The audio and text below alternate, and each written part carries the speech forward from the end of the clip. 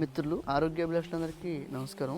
మిత్రులారా, ఈ రోజు మనం కుజీ పటాలియా ఏదైతే ఉందో మనకి శ్రమించే సోదరిమణులను పిలుచుకుని విత్తనం కోసం దీన్ని కోసుకోవడం జరుగుతూ ఉంది. ఇక్కడ చూసుకుంటే ఇందులో కొన్ని బెరుకులు కలిసినాయి సరే.